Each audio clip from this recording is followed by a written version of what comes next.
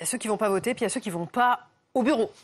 On va parler du télétravail, Nicolas. Des patrons et des syndicalistes défendent l'idée d'installer un chèque bureau universel pour mieux organiser le télétravail. De quoi s'agit-il exactement? Quelque chose qui ressemble au ticket restaurant ou au chèque vacances pour aider financièrement les télétravailleurs. Ce serait, d'après ce qu'ils disent, ce qu'ils souhaitent, cofinancé par l'État et les collectivités locales, et puis éventuellement par l'entreprise, s'il y a eu un accord d'entreprise.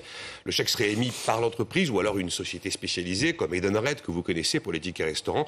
Parmi les signataires, il y a plein de syndicats, notamment la CFDT. On trouve Myriam El Khomri, l'ancienne ministre du Travail de François Hollande, et puis plein de patrons d'entreprise, celui d'Accor ou encore Louis Gallois qui a été patron de ADS et de la SNCF. Nicolas, à quoi servirait ce chèque bureau universel? Aider financièrement les télétravailleurs dans un tiers-lieu. Pas au bureau, pas à la maison, non, un autre endroit. Et ça existe, ça s'appelle des espaces collectifs.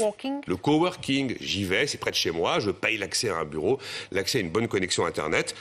C'est quand même pas un truc massif, ça a concerné là pendant Covid 150 000 actifs. On n'est pas sur une lame de fond. Ce chèque viendrait les aider financièrement et il suit un accord national interprofessionnel de novembre 2020, qui est donc un accord de partenaires sociaux, qui a installé dans la panoplie du nouvel environnement de travail avec le télétravail l'idée justement que le recours au tiers-lieu fait désormais partie des solutions possibles. Quels en seraient les avantages? L'avantage, c'est que vous avez un outil simple et efficace, c'est vrai, pour aider financièrement des gens qui télétravaillent en dehors de leur domicile, mais pas au bureau.